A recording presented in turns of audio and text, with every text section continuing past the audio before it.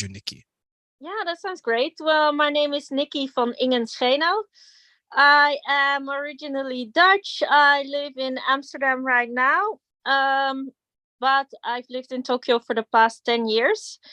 In 2011, I moved to Tokyo with my then husband, who is Japanese, but he grew up in the Netherlands. And he told me after we've been living together for 5 years that it was his dream to live and work for 2, 3 years in Japan, and whether I wanted to come too. And I said, yeah, sure, see if you can find a job, and didn't really pay much attention after that. And then he found a job, and I thought, 2, 3 years. I mean, if worse comes to worse, I can always put my career on hold for a bit. And I'm sure, Tokyo, New York, London, Paris, Sydney. It's one of those international cities, so everyone will speak English and it'll be fine. My English isn't bad, so I'm sure I'll find a job. So I didn't really do much research, and then I came there, and it was miserable because everywhere I went, it was like, "Oh, so you're fluent in Japanese, right?" Not exactly. So yeah, I thought, oh, I'll just study Japanese for 2 years or 1 year even, and then I'll be fluent and I can get a job. So 2 years in, I still wasn't fluent, and I was having a beach session with a friend of mine who came over from Amsterdam, and she said, "Why don't you start your own business?" And I was like what?" And she said, "Yeah, just become a tour guide. I mean, you know a lot about Tokyo, you know all the best places to go. You're knowledgeable about Japan. You have first-hand knowledge about what it's like to live with Japanese people. So why don't you do that?" So at first I was a bit apprehensive, like, "Oh, it's never going to work. How am I going to do that?" And she said, "Well, why don't you just create a website and an email address, send me the details, and I'll take care of the rest." So I thought, oh, this is one of those cases where people are like, "Oh, yeah, I'll definitely help you." And then you never hear from them again. But just in case, I created the website and the email address, and I sent everything to her. And then after a week, I got my first email. Someone wrote to me like, "Oh yeah, I see that you do guided tours. I would like to book a tour with you." So I literally fell off my chair, like, "Oh my god, I wasn't expecting that." And yeah, it started off strong. I immediately was very busy right from the start, and then 3 months in, someone asked me, "Would you consider hiring me?" So I was like, no, not exactly, but sounds good. Why not?" And yeah, I haven't looked back since. I mean, 2020 was supposed to be the best year ever because of the Olympics, and then COVID happened. So that was a bit tough. And in 2014, I gave birth to my daughter. Um, when I was still in Amsterdam, I wasn't sure whether I ever wanted to have kids because I thought, yeah, I'm going to have one of those lives where you have a full time job, and then before you start work, you have to take care of the kid, and then after work, and then by the time it's 10, it's already time to go to bed, and you haven't done anything other than take care of your house and food and your husband, and uh, no time for yourself. So I thought, yeah, I don't know if I would want that. But then when I was in Tokyo and my husband was working all the time, I thought, oh, well, might be fun to have someone to talk to occasionally. So that's when I decided to get pregnant and give birth. So I was running the business and taking care of my daughter. And yeah, fortunately, I was able to combine the two because my husband was working full time. So he was basically the sole breadwinner. Everything that I earned just was for fun. So it wasn't necessarily something I had to immediately earn a lot of money with. So I could take things slowly and get to know the business, get to know what it's like to run a business, especially in a foreign country. Um, yeah, and then COVID happened and basically everything went to shit. And I decided, enough is enough. I've been in Tokyo for 10 years. I want to go back. And that's when I decided, I'm going to get a divorce. I'm going to go back to Amsterdam. I'm sick and tired of Japan. It's time for me to focus on me for once. So 2021 in the summer, I moved back to Amsterdam, and at first with my daughter, but after about a year, she decided she wanted to go back to Tokyo. So she's been living there since last summer, approximately. And yeah, I mean, it's been tough being away from my daughter and trying to start over again, because 2021, of course, my business was still down the drain, so I wasn't making any money. So I had to find some means of employment and start over again, get reacquainted with my friends and everything. But fortunately, the border with Japan opened up last October, and my business, Tokyo Tours, is doing amazing. It is so great that at one point I could tell my boss, you're a real shithead, and I've had enough. Bam! Here's my resignation, and good luck with everything. So his first response was, "You're clearly being hysterical, so I will not accept your resignation. I'm going to give you 2 days to cool off, and then you'll beg me for your job back." So I was like, "I'd rather eat glass than beg for anything," but beside the point. Yeah, and since January this year, I've been surviving solely off of Tokyo Tours, which was super scary at first, but it's gone beyond my expectation, and yeah, it's doing better than ever, so I'm super happy. The only thing missing in my life right now is someone nice I can share my success with, but other than that, it's been an amazing roller coaster ride. And let me add to that sometimes when you have your success, you want someone to share it with because you feel alone, right? Like you have all this Yeah. success and you're like, I want to go out and celebrate Tokyo Tours with someone. I want to say, I Yes. came all this way, right? Like I went to a foreign land. I didn't know the language. I married Mm-hmm. someone who at the time you probably were in love with. I have a Yes. beautiful daughter with them. And now I decided to pivot, take my life somewhere else. And I'm like, I kind of miss those dinners with someone to celebrate with. I Yeah, kind of miss the exactly. companionship, right? I kind of miss that.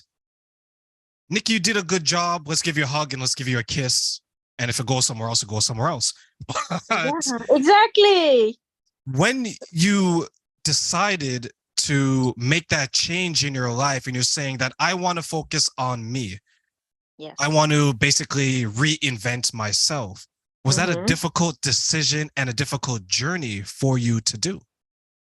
Well, basically, I had been unhappy for years, but it wasn't to the extent where I was like, I really need to reorganize my life. For years and years, I thought, well, it's okay. I can suffer through it. It's fine. I'll just do what's necessary and focus on other people rather on what I want or I need. And then when COVID happened, my parents both passed away in 2018 and 2019. So it kind of, in a way, of course, it was very sad, but it was also a relief at the same time. Like, I no longer am accountable to anyone. There's no one telling me what to do or telling me how to live my life or what kind of person I'm supposed to be or how I'm supposed to raise my daughter, or uh like the stereotypical conventions, like, oh, you shouldn't get divorced and it's bad and you have to make it work and that kind of thing.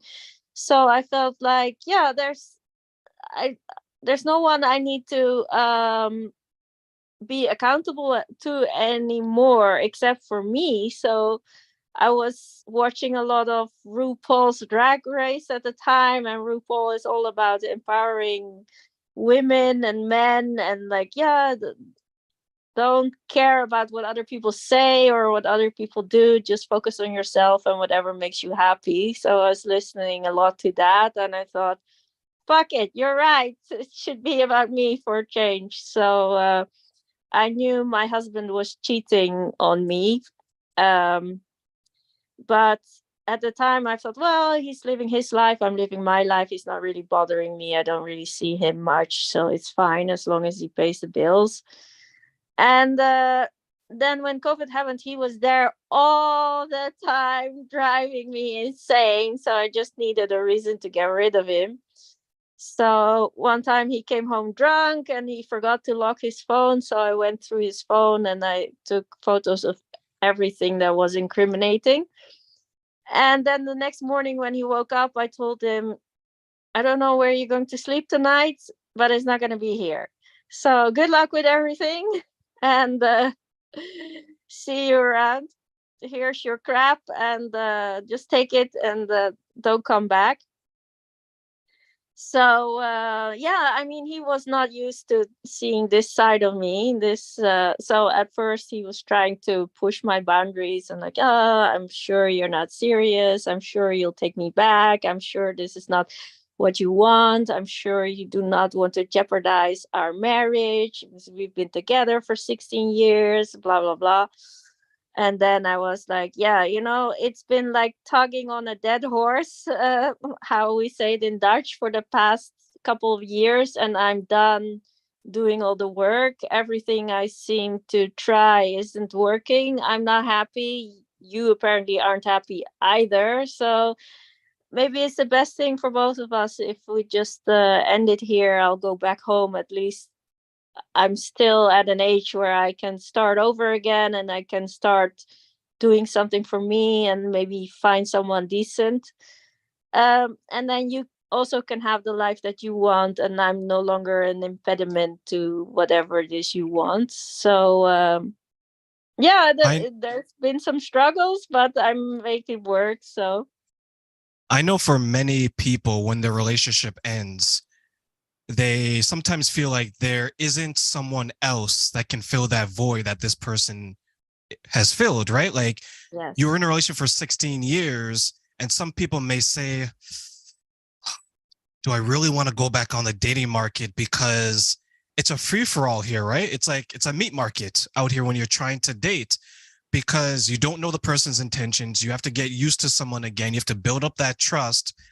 And I know in my experience, when I was in between relationships, I always took time to understand, one, why it ended, and two, how the hell am I going to make it work better the next time, right? yeah, exactly. Well, I So feel, yeah, communication is probably key. So you need to talk about your needs, and the other person has to talk about their needs and their expectations, and you need to communicate your expectations. And early on, as soon as you start filling out your profile, I feel the best way forward is to be really clear about what type of person you're looking for, like what kind of relationship you're looking for. And when you start connecting with people and chatting with people, to re-emphasize this whole thing, like, this is who I am, this is what I'm looking for, does that resonate with you? If not, let's not waste each other's time, and try to meet people as quickly as possible, because chats will only give you so much. I mean, I've had amazing connections with people on chat, and then when you met them in real life, it just completely fell flat. So if you're chatting for 6 months or something, and then there's such a build up, and then you finally meet them, and it's like, okay, not what I was expecting.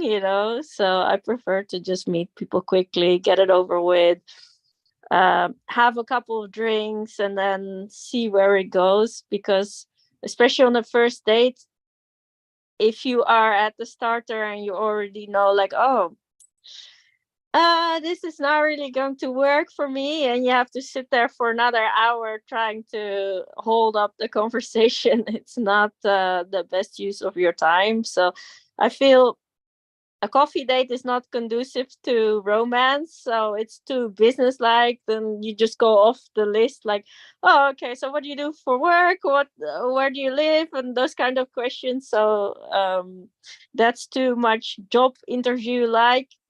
But just a few drinks, that's perfect, because then if you like someone, you can always meet up another time for dinner, rather than sitting there for hours and not knowing where you want to take this, or already knowing like this is not going to work. So yeah, drinks is best for the first date, because you can Well, flirt, you can let go a little, and I'll tell you something. For me, I definitely have a list. When I go on my first dates, I'm like, okay, does she look like her pictures? Does she check. speak the same way in her text messages? Because I'll tell you a story. There's one time I went on a date with someone, and within the second or third date, she comes to me. She says, Terrain, this is what I want. So I'm like, okay, it's second date. I'm feeling kind of good, right? Okay, what do you Yeah. want? I'm thinking something totally different, right? So she comes, she's like, Terrain, this is what I want. In 6 months, we will be married. In 9 months, I will have a kid. I'm like, whoa, Oh, whoa, whoa, whoa, whoa. oh my God, third date. I'm like, what am I doing in less than a year? This is only the second date. And Nicki, let me tell you, we didn't even hit the intimacy level. And already she's planning the marriage. We're going to have kids. We're going to go away here for a honeymoon. I was like, you know what? That's a beautiful, beautiful story. I Yes. think I've heard that story in one of those Disney movies before, but Yeah. in reality, I can't give that to you. So it's like to your point where you want to make sure that you get that out in the open, because the person that you're meeting with may not be the person for you. You've wasted all this time, you've invested, and you don't get that type of return on your investment that Yeah. you wanted. For you now, when you're going on these dates and when you're maybe assisting some of these women and you're having these conversations with women, is that something that you find happens where they kind of build up the person and then when they meet them, they're like, ah, another one bites the dust? Oh yeah, for sure. People will not look like their profile, or they have, like, in your case, these weird expectations. Like, a while ago, I met this guy, and we had one date. This happened to be a dinner date, and it was fun. I had fun. I thought, no, he's not bad looking. I wouldn't mind seeing him again. He actually lived in Germany, but he said that he came over almost every weekend to Amsterdam to hang out with some friends, and he was usually staying at his friend's place. So I thought, oh well, that could maybe work. I don't mind necessarily a long distance thing. And so we had the first date, and we were supposed to have the second date. And then he said, how would you feel about going away with me for weekends? Just go to a hotel and maybe stay at the beach or stay in the forest, and we can go on walks or whatever. And well, I hadn't even kissed him, nothing like that. But I thought, well, why not? You only live once. Let's go away for the weekend. I was okay with that. And then suddenly, the next time I spoke to him, he said, yeah, I haven't booked a hotel yet because I had some concerns. And I wanted to discuss some things with you. And first thing he started off with was, how do you feel about adultery and cheating? I was like, okay, interesting topic to start off the conversation with, but no matter. So I gave him my viewpoints on adultery. And then he was like, oh, and by the way, if we go away on the weekend, of course, we're both going to pay our own share. I was like, uh, no, that's not exactly what I had in mind. And he was like, yeah, well, why wouldn't you pay for your share? I'm like, you are inviting me to come along. I barely know you. So why would I just spend money on going away for a weekend? I mean, we can also just go for a walk or something, or have a picnic, or do something that doesn't require money. I don't, if you invite me to come along for a weekend break, then if I don't know you that well, I do expect you to pay for me. And he was like, oh yeah, you have so old-fashioned ideas, and you need to let go of these strange morals and blah blah blah. I said, maybe you should invite someone else. I don't think I'm the right person to come along with you, and maybe we should just end it here, because I don't see this going anywhere great. So yeah, I mean, I felt like he was pushing me into a direction where I was going to reject him. So he had a reason not to continue with this. And I thought, well, if that's what you want to do, maybe you should first figure things out before you start dating again. But yeah, it was definitely a strange experience. For those who are following along on Facebook, YouTube, and my social media website, please subscribe for more wonderful interviews like the one we have with Nicki today. And we will be back for more.